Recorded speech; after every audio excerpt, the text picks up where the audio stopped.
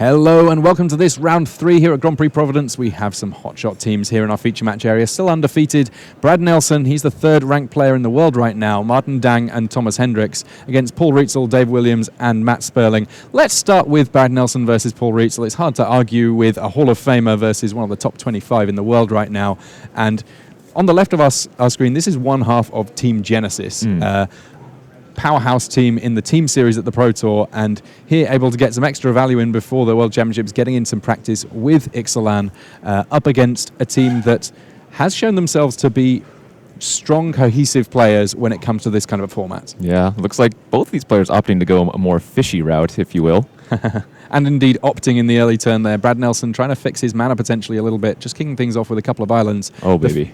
The first player ultimately coming on the first creature on the board, should I say, ultimately coming from Paul Rietzl. And in a Merfolk mirror, what do you want to be doing in the early turns of the game? Doing exactly this. Now, neither of them had really a 2-drop creature to play, but Shapers of Nature is just one of the best creatures in the format, period. Later in the game, it's just going to make all of your creatures attack better. Also, you can draw cards with it, so it's just amazing overall. And Tishana's Wayfinder there, finding a land, and that not really what Brad Nelson would be wanting to see, because it means that this Shapers of Nature is able to swing in here. Just a 2-2 on defense for Brad Nelson. And the follow-up play here means that Paul Rietzl's getting to draw cards, and he doesn't have to discard because that raid trigger has come into play. Oh, man. The Merfolk are charting a course. You know when the Merfolk are charting a course, something bad's going to happen. It's really interesting that so far, early doors, if Brad had just found a non-land on the top of his deck, how different would this game have been? Oh, I think very, very different. Of course, Paul wouldn't be able to attack unless he had a land to play already, because, of course, the Shapers of Nature could pump up itself. But, you know, he's already falling behind in the race. He has a worse creature than Paul does, and Paul's just drawn 2 more cards off of that chart, of course. So it's going to be on Brad here to really develop his position. He's going to need a creature this turn, or maybe some kind of trick to either bounce the Shapers or pull him ahead. Well, mana, not an issue for either of these players just yet. Let's see what Brad has to work with here. There's quite a few tricks up the sleeve of the Merfolk if they're looking to go in the tricksy direction. They can, of course, play various counter magic. They can play all sorts of tempo, bouncy plays. But then also there are a few things that are more specific to Merfolk if you want to go with it. River Herald's Boon potentially doing some nice work. And Jade Guardian here, meaning that the Wayfinder does ultimately get its counter, even if it has to do so with a little help from its friends. Yeah, Brad opting here to go the more aggressive route. He, of course, could put the counter from the Jade Guardian on itself to make a 3/3 hexproof. Just very, very hard to deal with in this format. But it's Paul, the one with the River Herald's Boon here. Yeah, River Herald's Boon, +1/+1 counter for any creature, and then also another +1/+1 counter on up to 1 target Merfolk. So now we have just a 5/5 monster coming in for Paul Rietzl here, with the option of pumping it even further if he wishes. Yeah, we were just talking about now that it has 2 counters, and he can even just, you know, remove a counter to draw a card should he have excess mana. Everything coming up Rietzl in this early stage of the game. Jade Guardian with its hexproof can potentially be a high pick to suit up with something like One with the Wind, and we can see there is a One with the Wind in hand for Jade Guardian to potentially get suited up with here. Yeah, and we might see Brad go for that route. It's a pretty safe play, as the only thing Paul could have here is maybe say like a Wind Strider to effectively block it, but even then, the Jade Guardian would be a 4/4. So Paul representing plenty of things here. He has, you know, the Shapers of Nature to add a counter, the Shapers of Nature to remove a counter, draw a card. He could have something like Run Aground. I mean, the best thing that he's realistically doing against the One with the Wind on a Jade Guardian is just having a Crushing Canopy to destroy the enchantment and potentially secure a block. So after some fairly fast early turns, Brad now cooling his jets just a little bit, figuring out what the best option is for him here. Yeah, these Merfolk games, I mean, whoever comes out of the gate swinging, in this case Paul, is usually pretty well suited if they can just follow up with anything else. But, I mean, it's going to be on Brad here to figure out what he wants to play around, because Paul can have so many things. Yeah, we can have flash creatures, we can have counter magic, we can just have combat tricks. I mean, additionally, he just needs to figure out where he sits in this race, because Paul Rietzl can just keep growing up those Shapers of Nature and hitting in if there's no blockers for Nelson. And I like this attack from Brad, realizing that, you know, his 2/2 could run into a 3/3 should he make that attack. So he's instead just attacking with a 3/3. And then we see a relatively innocuous merfolk, and there was the the bellowing fantail. So that was another flash creature that we hadn't even covered because it's not a merfolk, but that big dinosaur with enrage to get +1/+1 counters if it takes damage. A really, really potent way of the snapping sailback there of making sure that on the other side of things, attacking into it, not a good thing at all. Yeah, that's just one of the most powerful uncommons in this set. 4/4 flash for 5 would even be fine on its own, but the enrage usually means you're going to get to eat a creature and then grow the snapping sailback. Oh, Tempest Caller, though, into Kamena's Speaker. Yeah, Tempest Caller tapping down the team, meaning that Paul getting in a big unchecked attack, and then also a 2/2 for 1. Hard to argue with that kind of a rate. Brad Nelson, he needs a lot to go right for him here if he's going to escape this first game, and turns out he does not find it. In the Merfolk on Merfolk action, Paul Rietzl taking down the first game here for team Rietzl, Williams, and Sperling. Yeah, that game went perfectly for Paul. Even though he didn't have a very fast start, the turn 3 Shapers of Nature and just buffing it up into a nice curve afterward was good enough. Now, I was wondering whether or not we were going to end up seeing 3 pseudo-mirror matches in terms of the tribes that are going on. Does not look like that's the case. We have Martin Dang on green-white dinosaurs. Pretty straightforward there. On the other side of things, Dave Williams with his red-black pirates just needs to find one more point of damage if he's going to make this potentially a full sweep for Rietzl, Williams, and Sperling in the early stages of this match, because Matt Sperling has also picked up his first game win against Thomas Hendriks. Yeah, I was going to say this game went very quickly. Opponent, or rather Martin on 1, David on 8, but we can see a Direfleet Ravager underneath that Ixalan's Binding that knocked down each player's life total by a third. And Martin Dang finding just enough to stay alive for one more turn. And realistically, 8 is a very achievable amount of damage for Martin Dang to piece together here. Pirate's Cutlass post-combat there for David Williams. He knew that there were going to be effects or blocks, so there was no real pressure to put it in play before attacking in. Martin Dang with a lot of lands does get an attack in here. Ripjaw Raptor just premium rare in this format. Wow, and a nice follow-up curve for Martin Dang. Yeah, Bellowing Whiptail and Drover of the Mighty there, so he's got a few bodies on the board here, but with just 1 life, he's going to need to hope that David Williams doesn't draw one of the multitude of spells that will be able to just close this game out, potentially without even needing to do any damage in the red zone.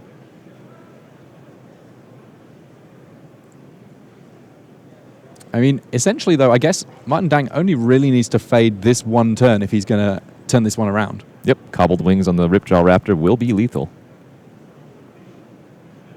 Cobbled Wing's an interesting one. Grunting Flying of varying value depending on which colors you're in, but those dinosaurs, believe it or not, love getting into the skies.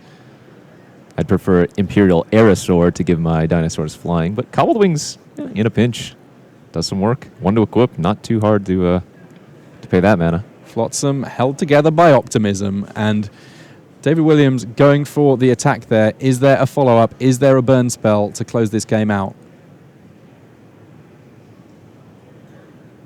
Ooh. I mean, there is a burn spell. It's not exactly the one that he maybe would have wanted, but is able to kill off the Raptor here.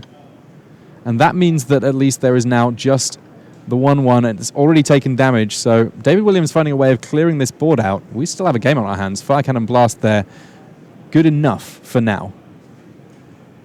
Yeah, that was an excellent turn for David. And wow, Martin Dang with no follow-ups. If you guys missed the interaction, Martin double blocked the Brazen Buccaneers with his Drover of the Mighty and the Grazing Whiptail, and of course the Buccaneers had 5 power, so when Martin Dang double blocked, he was able to finish it off with that raid, making that Drover smaller. But Snapping Sailback, ultimately the card to finish things off. We've seen it doing good work in our feature match area a whole bunch of different ways, and synchronized magic going on here in our feature match area, hence the fact that we're going to jump back to our shuffle cam just briefly. We can see that every player in our main match is here on the right-hand side of our screen, that being Paul Rietzl, David Williams, and Matt Sperling on the far right against Brad Nelson, Martin Dang, and Thomas Hendriks, all shuffling up.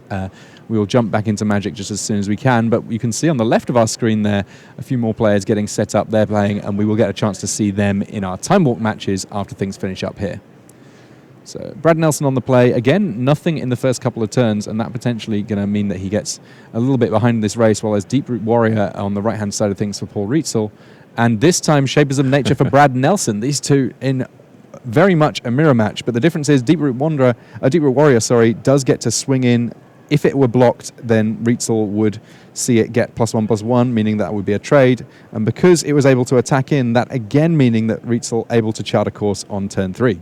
Yeah, Deep Root Warrior, one of the premium 2-drops in this format. It's just so hard to block early on, plus very relevant creature type.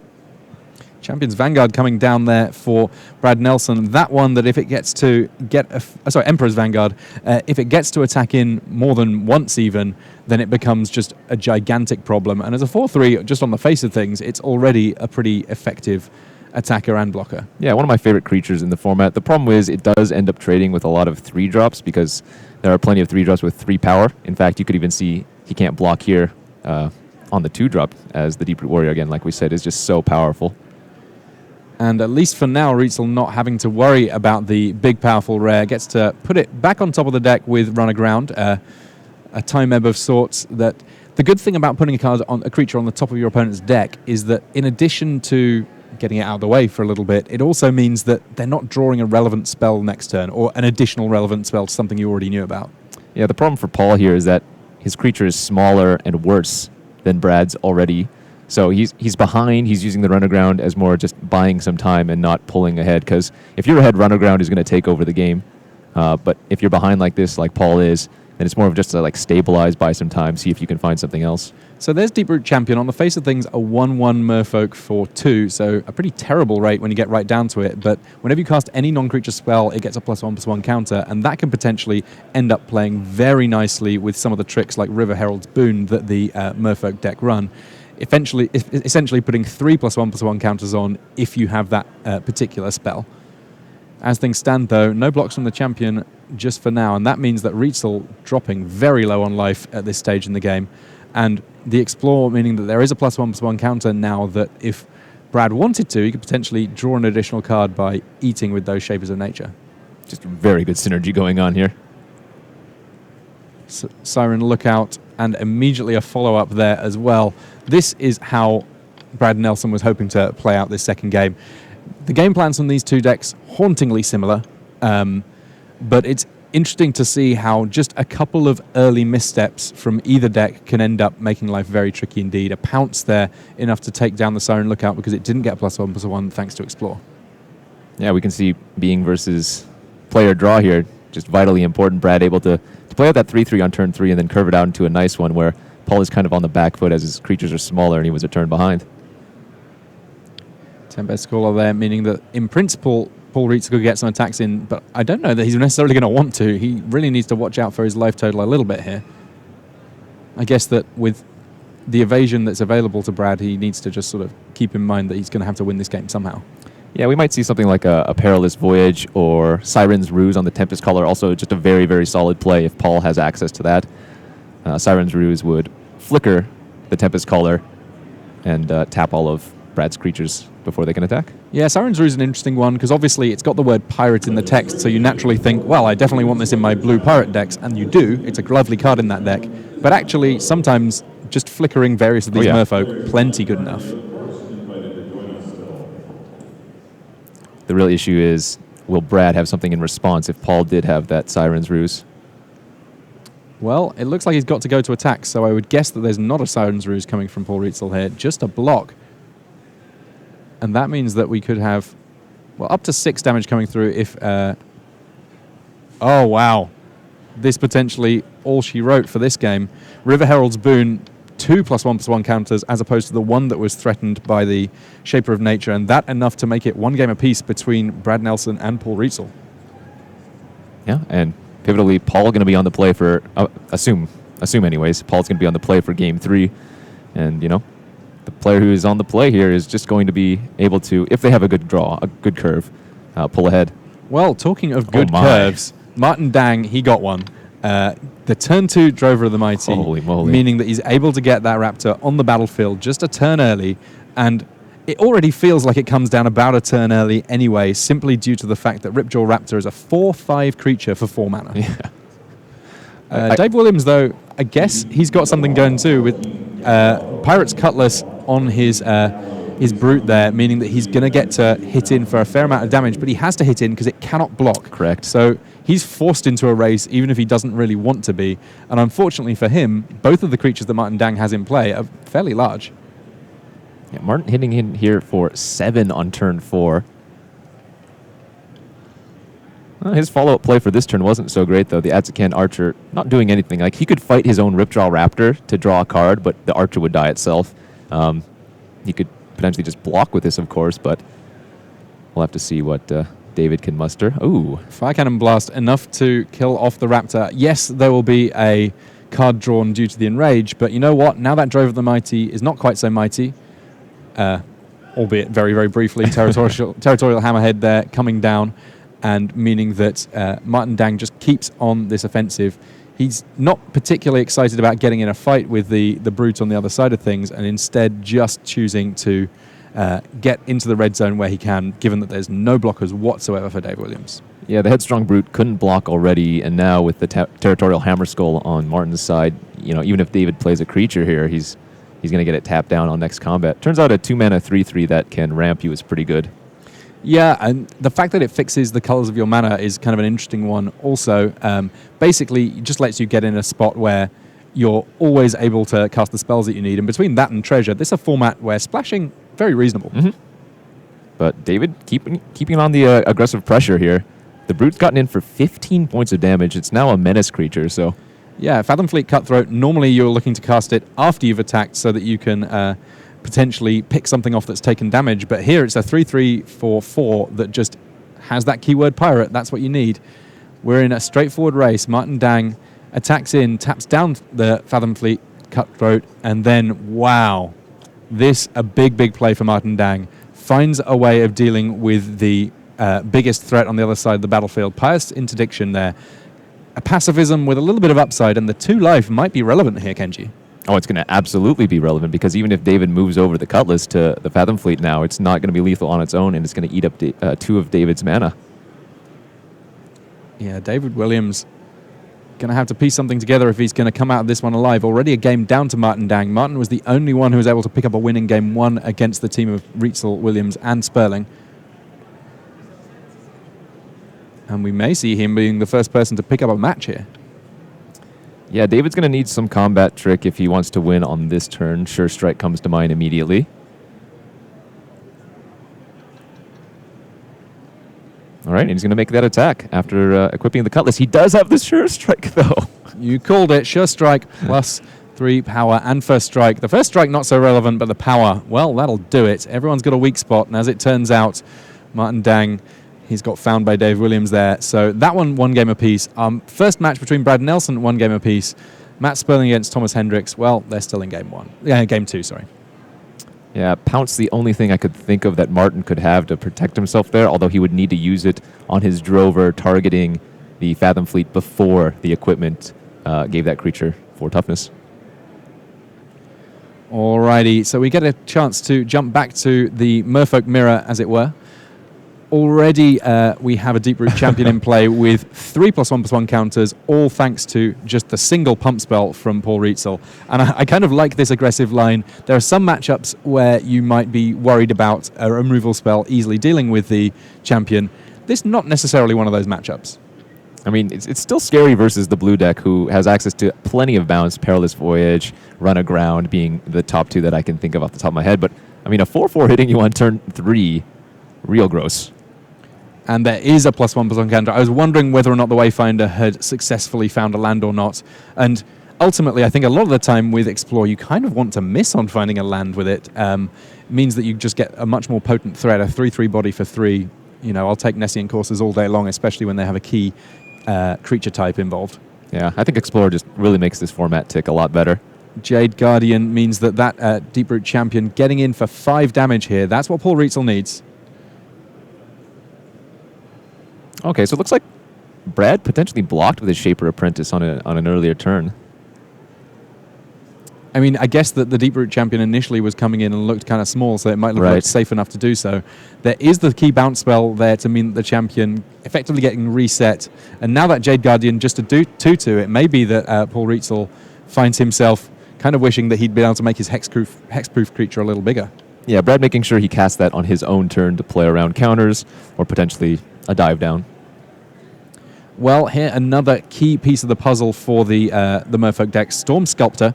When you play it, you have to bounce a creature. That's not necessarily always a downside, and it itself cannot be blocked. So Jade Guardian may want to be pumping that one up.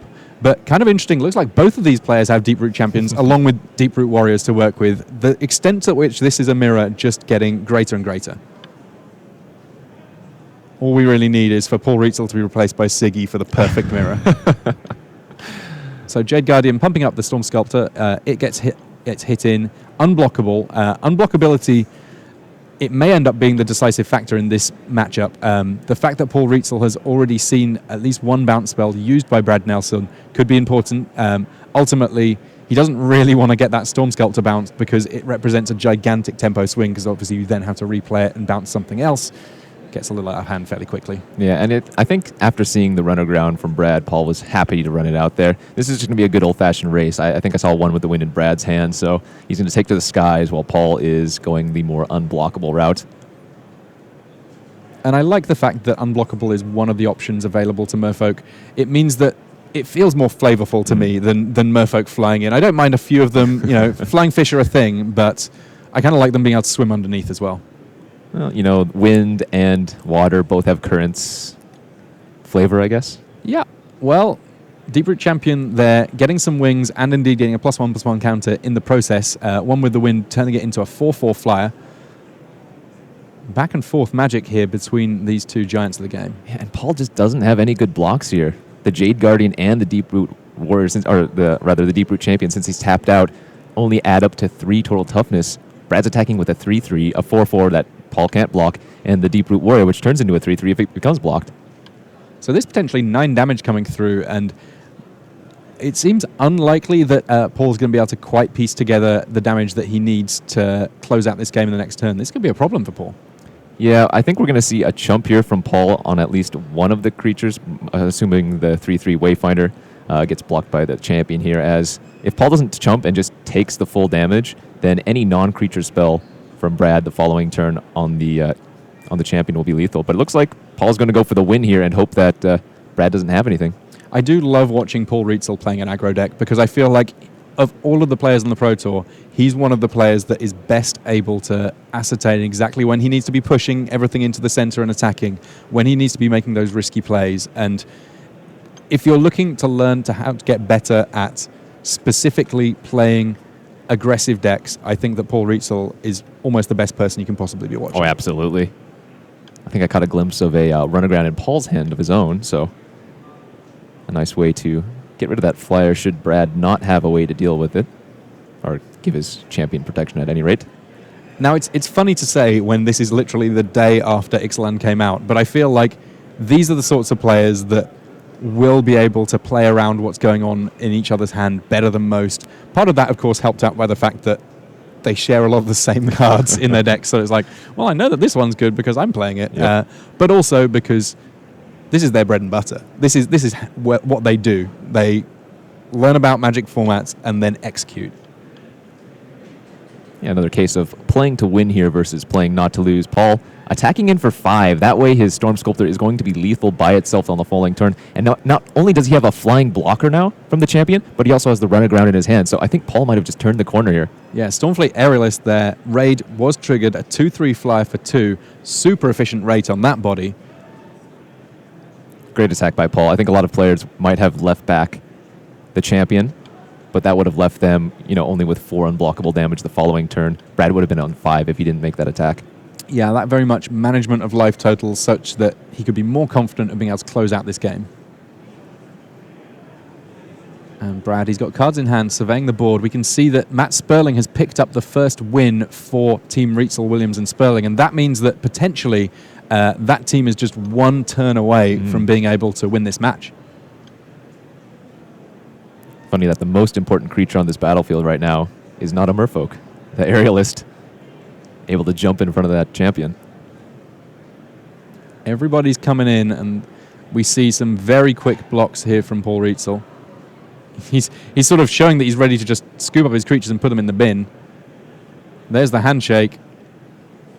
Looks like Paul Rietzl able to figure it all out, and it looks across at Dave Williams. Sperling's like, you know what? I don't need to be here anymore. I trust my teammates. 2-1 to Rietzl, 2-1 to Sperling. Dave Williams looks like he might play out the rest of his game against Martin Dang. We're going to get a little chance to look in on that, but we will have, of course, Time Warp Magic after this very shortly. The Red-Black Pirates already putting Martin Dang to 6, so this is Dave Williams saying, I want to get the sweep. And Martin Dang offering the handshake. He's not especially interested in keeping himself in this game where he's kind of mana flooded and where it looks like the likes of Rietzl-Williams and Sperling doing what they do, which is showing up at Team Limited formats and just crushing people. That's the end of our live Magic. We will have more Time Walk Magic for you soon enough. But first, these messages.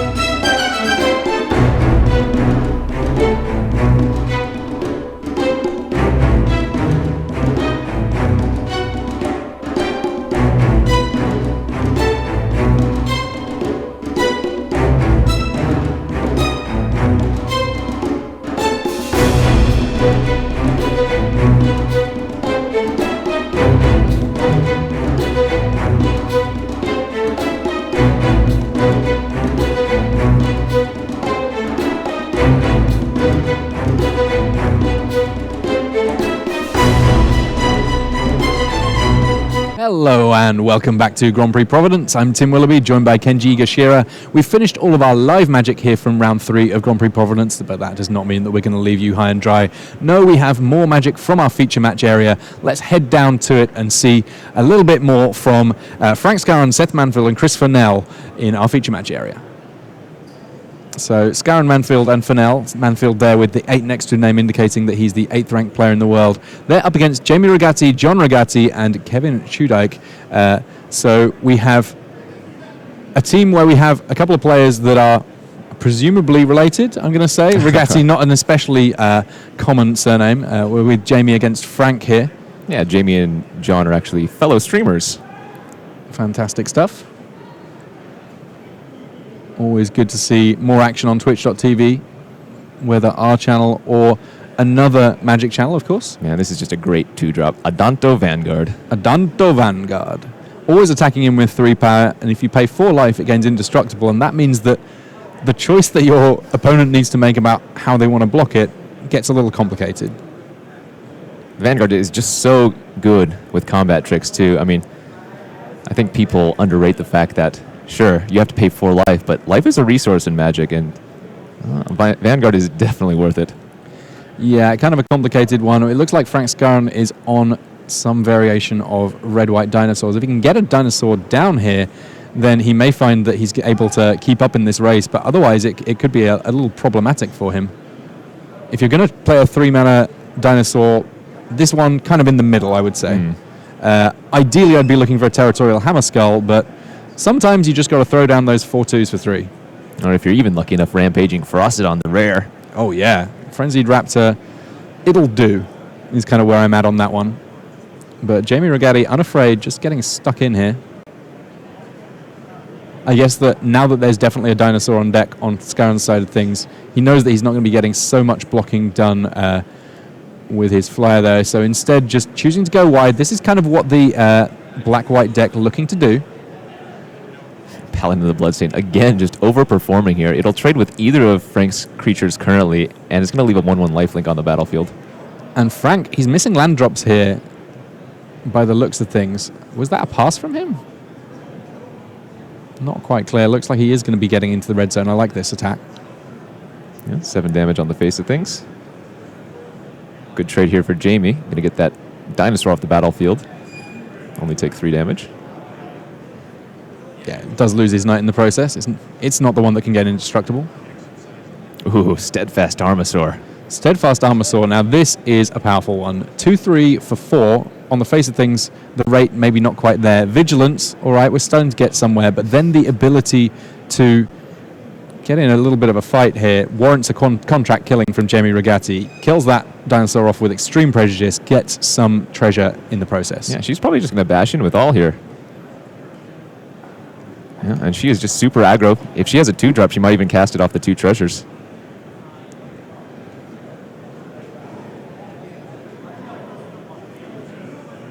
Yeah, I do like the existence of treasure for a number of reasons. Firstly, you can kind of have these turns where you sort of storm out a whole bunch of spells, but also sometimes you just get in a situation where you always wanted to splash something, and now your splash just gets that much safer.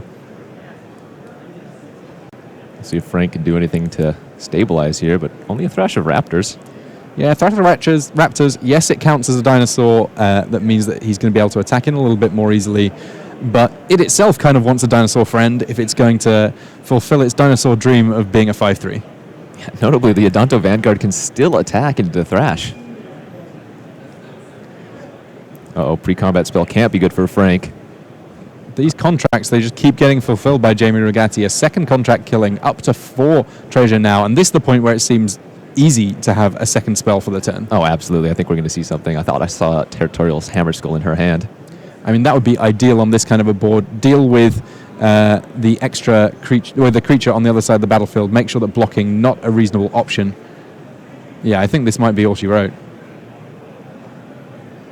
Nice beat down here. Yeah, I like it quite a bit. This is a format characterized by good beatdown decks, and what we've been saying all day long about this team sealed format, even if you don't play a whole lot of team sealed, one thing that it's great for is giving you a feel for what you might want to be looking to achieve in draft. Because I would say that team sealed decks look a lot closer to a pretty good draft deck than they do to any sealed deck that you would see anywhere but from maybe the top tables of a GP. We're going to see if Frank maybe has any nice sideboard options. We've been talking about Fiery Cannonade a lot, but it's just, again, one of the best cards to have versus the Vampire deck. John Rigatti on the red-blue iteration of Vampires, and he's got some nice ones in there. Lightning Rig Crafter, meaning that he's getting an extra point of damage in every time that he gets to play a pirate. Stormfleet Arsonist, a straightforward 4-4. The biggest story of this game, though, is the fact that Seth Manfield, he may be the 8th ranked player in the world, but he is severely behind on lands to John Rigatti here, having to do what he can with just 2 mana and a grip full of cards for his blue-green deck. Arsonist is so backbreaking when you've been stumbling on lands, as Seth has. Let's attack in here for 8 now. Yeah. One with the wind. I like this card quite a bit. Not too difficult at all to get at least one great swing in with one with the wind. And at that point, even if they do kill your creature, you've not lost out too much. Seth Manfield on just 4 here. This could be the Rigattis picking up game 1s all over the place. Siren Lookout at the top of the screen there. Didn't get a +1/+1 counter, but you know what? Doesn't matter. That enough for Seth Manfield to scoop up his cards. And so far for Frank Skarren, Seth Manfield and Chris Fennell, a team full of talent, it's been a rough couple of games. Yeah. Frank and Jamie had a decent game, but Jamie was able to just pull ahead with multiple removal spells to back up the smaller potent threats. Adanto Vanguard, the main one there. Seth, on that game you saw, was just a little bit stuck on lands, but John was able to leverage that fact. All right, so Chris Fennell here, even on a team with Seth Manfield, he's possibly the guy that you're looking to as being your kind of ringleader for incredible limited play. And here, well, we've got a mirror of sorts. Red-green against red-green. I'm expecting some dinosaurs. Do you see what Kevin has in his graveyard right now? 2 charging monster swords, Tim. Wow, normally 2 charging monster swords is enough to close out a game, but it looks like Chris Fennell has found a way of navigating those guys okay. And he's on 10 life, which quite honestly is a little bit above what I would expect for a game that's been characterized by this many monster swords. So it's possible one of them was binned with the Ixali's Diviner Explorer. I mean, that's not a play that I'm wanting to make, so maybe there were a few issues with mana early on for Kevin here. Yeah, that would be my first instinct, and then the second one probably looks like it traded with the Raptor Hatchling and the Grazing Whiptail. So as things stand here, it is Kevin who's getting stuck in. Not taking too much damage there on those attacks. But it looks like now the white mana is available for Kevin, and that potentially opens the door to a lot more threats from this dinosaur deck. I see a gold card in hand, and basically any gold dinosaur card is a little scary. Can you take a guess? I mean, any of them good. You've got your Regisaur Alphas and so on. But ultimately, the fact that it wasn't cast this turn suggests to me that it might be the daddy of them all. Gishath Sun's Avatar. It is indeed the Gishath. As things stand, though, I mean, if you're looking for a play to make in the meantime, Bellowing Aegisaur is the play here from Kevin Chudyk. That the 3/5 for 6 with Enrage to put a +1/+1 counter on your team, and he's got a relatively sizable board here. All right, looks like Chris did find something to cast this turn, but one of the best 7-drops in my opinion here. Yeah, I'm a big fan of this one. If you're looking for finding a way of getting back in a game that's looking a little bit rough in the middle there, this certainly does qualify. It's going to gain Chris 5 life. Yeah, and each and every time that he plays any more dinosaurs, that Verdant Sun's Avatar will be gaining him life equal to that creature's toughness. So he's got a 5/5 on board, that already pretty solid.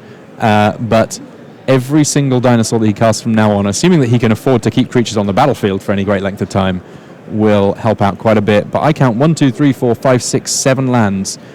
Just one land off the top, and we may be hitting the very heart of dinosaur country. And I think it was a forest. 1, 2, 3, 4, 5, 6, 7, 8.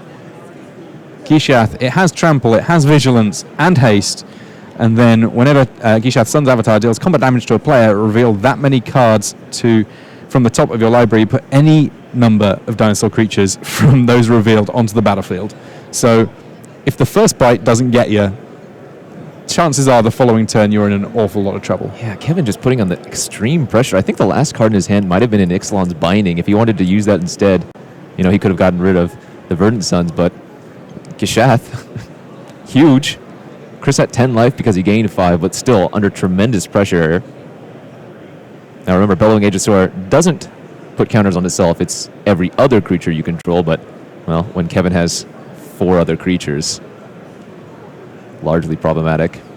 And the thing is, Chris is tempted to block Gishath just so that Kevin doesn't get the trigger, but if he does that, he's going to lose multiple creatures and still take a ton of damage. I mean, there's trample to factor in here as well, so it may just work out that you get a trigger, but you get to look at fewer cards. Just so you know, the reason we don't have card images here, we are in our time-walked match, which means that we don't have the facility to overlay extra card images. We will do our best to let you know what everything does as it's played as we go through, because while the match is recorded, our commentary very much live.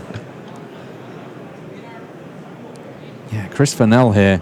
Yeah, gonna have to throw bodies in the way. This kind of a rough one.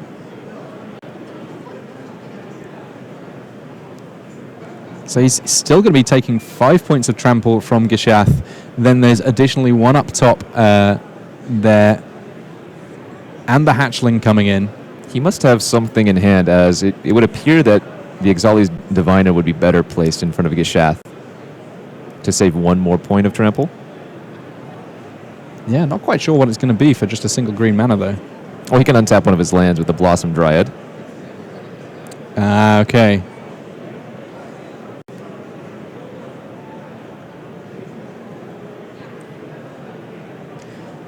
All right, let's spin the wheel with Gishath here. Chris Fennell taking a whole chunk of damage. Yeah, 5 trample from Gishath, 1 from the Diviner, and 1 from the Raptor Hatchling will put him down to 3. Notably, his Verdant Sun's Avatar will survive this attack, but the Bellowing Aegisaur will trigger the Enrage. Yeah, this is... I guess that one thing to make sure is resolved in the correct order is where does this trigger sit compared to the Bellowing Aegisaur? Are we going to have additional dinosaurs in play that immediately get counters? It looks like we are. Damage is going to be dealt simultaneously since none of these have first strike. So, but they're both triggered abilities, right? Kevin's deck looks stacked. That said... Oh, no! Oh, just the one dinosaur. Well, that's awesome. It's a 5/5 trample. It's going to kill the Raptor Hatchling, which gives him another 3/3 trampler. And it's going to get a +1/+1 counter. Oh, no. There's just a gigantic amount of trample represented for future turns here. You can see that Chris Fennell, just with his head in his hands. He's going to need a Star of Extinction here. That's the only card I can think of in this format that could potentially save him, as these dinos are running over. Yeah, it turns out if you want the dinosaurs to go extinct, you need the star. But as things stand, the team of Jamie and John Rigatti and Kevin Chudyk picking up the sweep for game 1s. Wow. Now, plenty of work still to do. Ultimately, the winner of this match will be whichever team is able to take 2 individual matches. I'm going to say the winner of the series, just so we can keep things comparatively clear. But we're now back on Frank Skarren against Jamie Rigatti, and a bit of an air force for Team Skarren here, up against the vampires on the other side of things. Quite a lot of fights going on between flyers, but if you're looking for which are going to rule the skies, it's hard to say that the vampires are winning this fight against dinosaurs. Oh, Imperial Aerosaur is just one of the best uncommons in this set. It's a 3/3 flyer for 4. Already on the face of that is great, but being able to jump something for a turn, get in for an additional, sometimes even 5+ damage in the air is brutal. Yeah, 3/3 flyer for 4, great rate, and then gives 1 creature when it comes into play, +1/+1, and flying until end of turn, and that often enough to just close things out. As things stand here, Frank getting in, and he's going to be putting Jamie on the face of things, just as we see it, to 1, on top of dealing just a crazy amount of damage, gaining 2 life for him, his own lifelink, any trick enough to close out this game, but even if he doesn't win the game this turn, the amount of damage that he's dealing to Jamie's board is substantial. Okay, maybe a little interesting play here from Frank. He opted to pay the 4 life to preserve his Adanto Vanguard, and then, oh my gosh, Jamie with the blowout. Oh. And then a repeating barrage. Yeah, just a raise there. Repeating barrage, able to...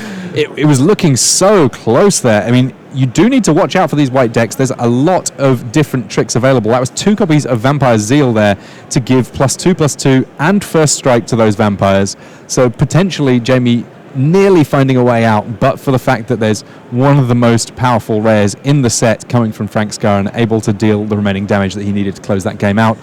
Frank Skarren squaring things up against Jamie Rigatti. Now we see if Seth Manfield can do the same against John Rigatti.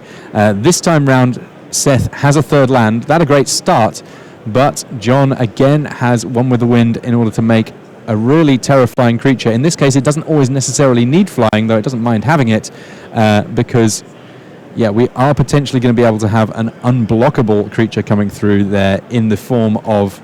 wow, the Daring Saboteur. Yeah, the Daring Saboteur, when it attacks and does deal damage, able to get a little bit of a bonus action in terms of looting. And an Explore coming here. The Lightning Rig crew dealing a point of damage. Finds a land which is kind of not where you want to be, especially in this particular spot. Yeah, in the face of 2 2/3s. Yeah, desperately looking for a way of attacking. Seth only got 3 lands, John on 5.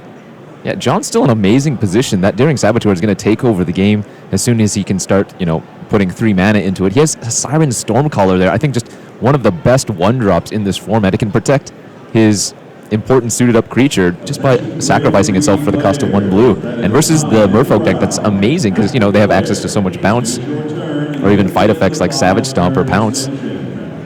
Yeah, the Siren Storm Tamer, it's a 1/1 fly for 1 that you can pay 1 and sacrifice its counter. Target spell or ability that targets you or a creature that you control. So shields very much up for John Rigatti. And Seth Manfield, a little behind on lands. Admittedly, the blue-green deck, not one that needs as much mana as often as many lists. Though worth noting already, exactly 1 card in Seth Manfield's graveyard. If he does get up to lots of mana, he does have Tishana, Voice of Thunder in other games. Mm-hmm. This game, not too much to worry about. And there we see it. There's the Depths of the Desire for Seth, and John just sacrifices the Storm Tamer to protect his 4/3.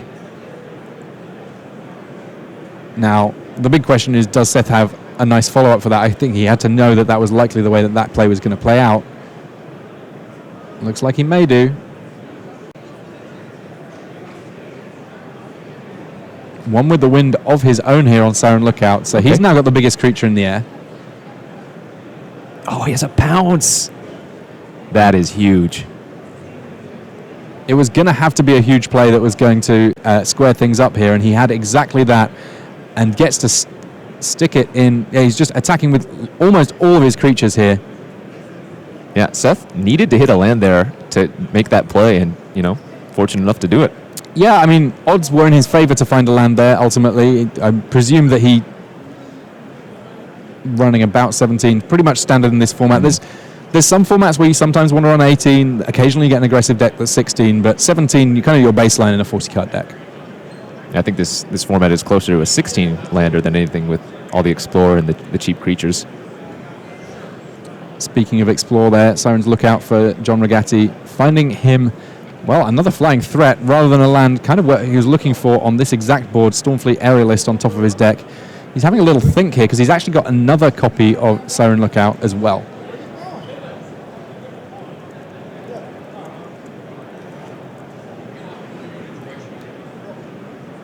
Yeah, luckily for John, he still has some pressure going on. The Lightning Rig crew does a bit of damage. Puts the Stormfleet Aerialist in the graveyard. This is sort of a pseudo-scry, if you will, when you're exploring. If you see something you don't like, you can always just put it in the graveyard, and that looks to be what John's doing here, because he does have another lookout, and he's hoping to find something better. I think that qualifies. Yeah, Water Trap Weaver, pretty good. Water Trap Weaver, when it comes into play, does mean that you get to tap down a creature, and it won't untap the following untap step, so we sometimes refer to that as icing. Right. Good old Frostlinks in Merfolk form. And the upgrade to being a Merfolk, a pretty big upgrade in this format, must be said. Yeah, still got to like Seth's position here. If he has any kind of trick again, he can attack the 4. Well, he can already attack the 4-5 profitably into John's board. As even though John has two 3s, it just doesn't block a 5 toughness creature. So Jade Guardian choosing to pump the River Sneak. So that the unblockable creature also getting +1/+1 to the end of the turn because a Merfolk's come into play. This is some big old swings coming from Seth Manfield here. Yeah, this is over half of John's health. And the Merfolk deck, all about evasion. So many different ways that it can make sure that its damage comes through, not just flying, but also unblockability. And we see all of that working in tandem here, dropping John Rigatti to 5 life. Yes, his Lightning Rig crew is able to get in a cheeky point here and there end of turn. Normally, Lightning Rig crew are just a fantastic blocker, 5 toughness, a very relevant amount. It means that you can deal with a lot of what your opponent's got going on the ground. But unfortunately for John, the creatures that are attacking on the ground are ones that are fully unblockable, and that means that his life total under assault from a whole bunch of different angles. Yeah, we'll see what John can do here. He's going to need to find some removal or bounce spell. It's very hard to kill a 5 toughness creature in this format without having direct kill, but he's playing blue-red, so things like Unfriendly Fire won't even work. He's going to need a bounce. Luckily, he still has a teeny bit of time. The fact that he took the full 7 last turn means the River Sneak on its own can very easily become a 2-turn clock, but... Yeah, it seems unlikely that we're going to have a flurry of Merfolk here.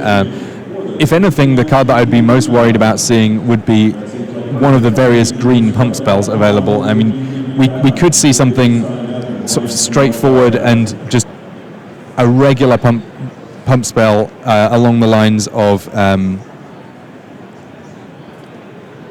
I think that like a River Herald boon, for example, would just be a real problem here for John Rigatti. Though, to be perfectly honest, he's got problems even if there's nothing. Sure.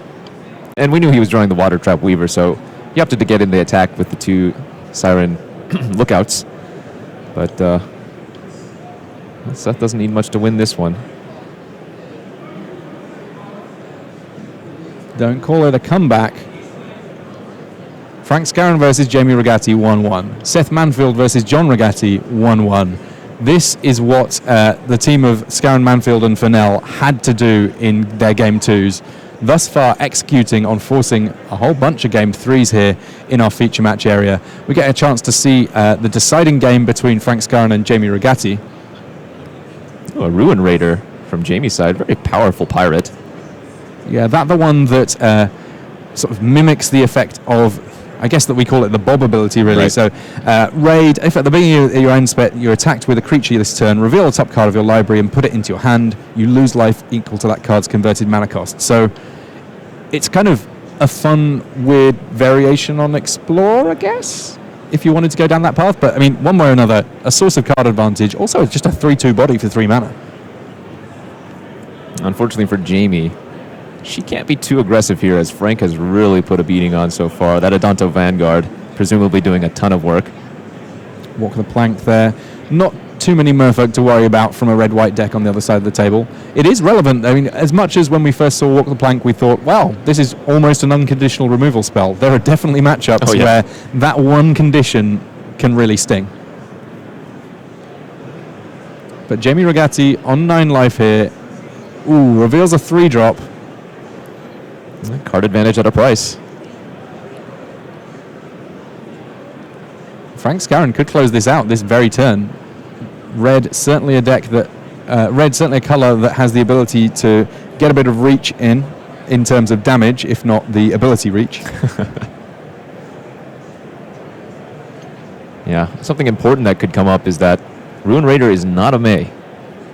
Oh, yeah, very much so. So even if Jamie wants to attack, she may be a little bit careful about doing so. Adanto Vanguards on both sides, ultimately favouring Frank Skarren because he's the one with the life to work with.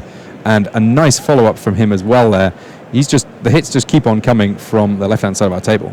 Jamie's hit that 5 mana, though, and we know she has at least 2 contract killings in her deck. We might see a contract killing here. Looks like I see a Vampire Zeal. We know she has the Sky March Bloodletter.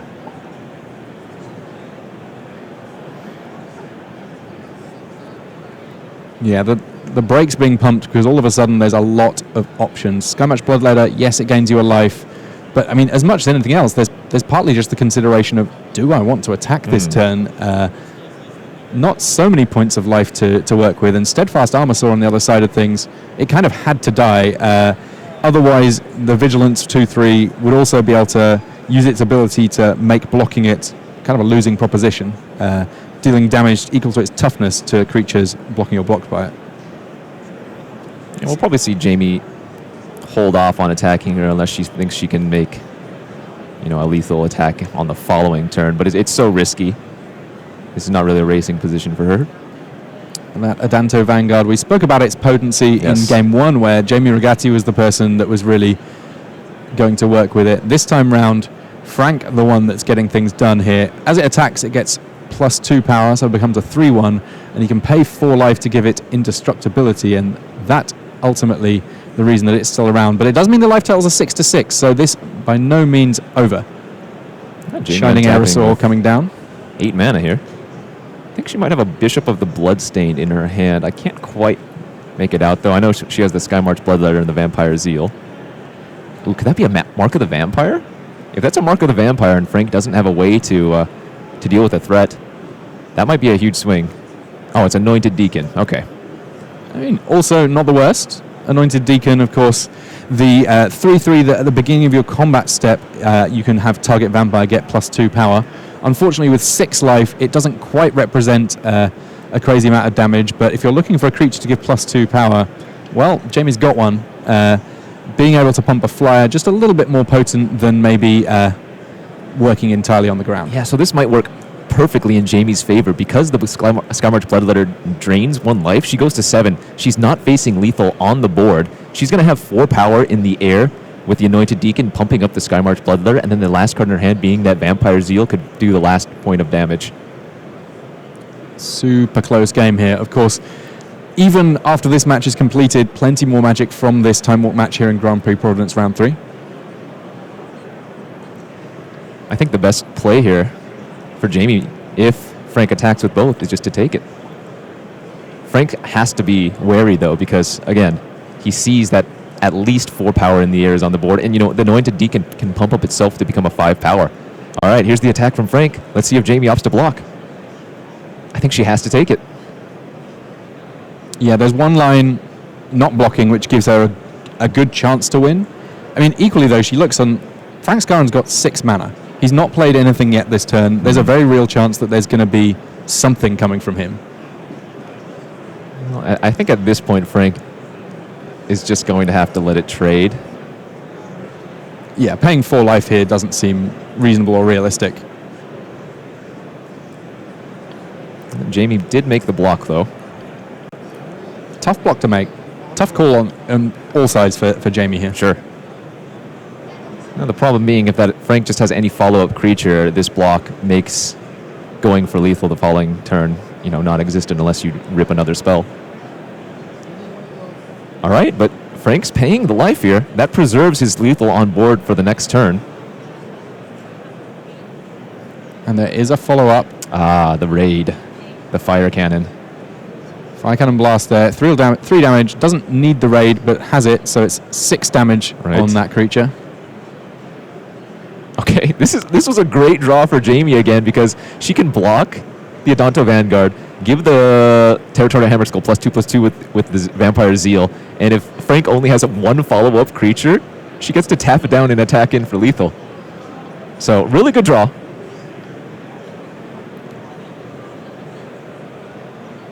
Okay, this could be it. Frank needs a removal spell here, or 2 creatures. Vampire Zeal doing it. And there are 2 creatures, and one of them even has lifelink. 1 life apiece. Jamie drew the Pious Interdiction. Wow! Oh my gosh. That's amazing. Deals with 1 blocker, attacks, taps down the other blocker. That, the final points of damage. That could have gone either way so easily. Moly. Great draws from Jamie Rigatti, but played in such a fashion that they were actually going to be relevant. Yeah. Oh my gosh, what a game. Yeah, that one of those ones that Frank Skarren's going to be sat thinking back on. Was there a tiny thing that I could have done differently? Obviously, there were lots of, sort of moving parts to it that got complicated, but he's got this lovely feeling, which only happens in team events, where you've just lost a close game that would be exactly the kind of thing that if you're on your own, you might be like, wow, what was I supposed to do? I feel terrible. But you've still got a team that can dig you out of that hole. Now, as it stands, you've got a team that's facing down quite the force here from Kevin Chudyk. Mama. In addition to one of the Sun's avatars that we saw from Kevin Chudyk last game, it appears that he has multiple avatars of the Sun. This one being Burning Sun's avatar, the 6/6, that when it enters the battlefield deals 3 damage to target opponent and 3 damage to a creature. The damage has been done, but it's still just a 6/6 on the board. Wow, Kevin's deck looks amazing. Yeah, all of the high end that you want from your dinosaurs list. The only potential thing that he needs to worry about is just hitting those later turns. Like the Commune, I think I saw a Savage Stomp in there too. I mean, he can't take it with the Commune, but that just tells you the power level of his deck. Yeah, Savage Stomp, if you have dinosaurs, is almost the best thing that you can be doing in this format. If you don't have dinosaurs, it's not embarrassing. Yeah, frequently hits a land, if nothing else. Yeah, Commune with dinosaurs. I've had some fun with it, basically saying, this is my mana fixing that also means that if I happen to be splashing just like one charging Monstrosaur, that I get to find it. Right. Oh, man. This is great. Raging Wow. Swordtooth is going to trigger the Bellowing Aegisaur, rather. Pump up the team. This is an attack for 10 now. I like it. And Chris doesn't want to block the Bellowing because he'll just end up pumping Kevin's creatures again. Yeah, there's so much that Chris Fennell needs to get going here. We can see an island in play for him this game that wasn't around previously. Looks like he's also managed to transform something into an additional land there. Can't quite make out which one that is. I'll go through and see if I can figure it out. Oh, that might be the Mazavith. Let's have a little look. Take a look at his deck list. Yeah, it is Spires of Arazga. So Yep. he is able to tap that land to untap target attacking creature and remove it from combat. So if you're looking for ways of dealing with one giant dinosaur, a fantastic addition. If you have multiple giant dinosaurs to deal with, things get a little trickier. And that may be the saddest Tishana Voice of Thunder that I've seen. The 7 mana 1/1 that draws you a card. Just one card in hand for Chris here? He has 3 cards in Okay, hand. so he's a 3/3. Maybe not the saddest, but certainly not the happiest. Merfolk don't have a good time jumping in front of dinosaurs, I'll say that much. And that presumably the reason for the blue mana. Chris Fennell just looking for a way of getting some card advantage somewhere, but in the meantime, the dinosaurs care not for card advantage. They simply wish to eat opponents, and Chris Fennell looking like a tasty morsel here. So 9 damage being threatened here, and that enough for the handshake. John Rigatti doesn't even need to finish his match against Seth Manfield. He simply gets to enjoy in the victories of those sat on either side of him. Jamie Rigatti 2-1 over Frank Skarren. Kevin Chudyk 2-0 against Chris Fennell, and that enough for the team of Rigatti, and Chudyk to take the match going to 3-0. I'm just still reeling over Kevin's deck. We saw 2 charging Monstrosaurs, Swordtooth, Gishath, Bellowing. What else did we see? We saw the other Sun's avatar. Yeah, his deck is stacked. It's got everything that you could reasonably hope for. I mean, I think that the only thing that I would be looking for that we didn't see would be a Drover of the Mighty, just so you can get some of those dinosaurs in play a little bit more consistently, a little bit more early. But that is the end of our Time Walk match. Please do stay with us. We will have plenty more from round 4 of Grand Prix Providence, that being with Maria Bartholdi and Marshall Sutcliffe. But for now, these messages.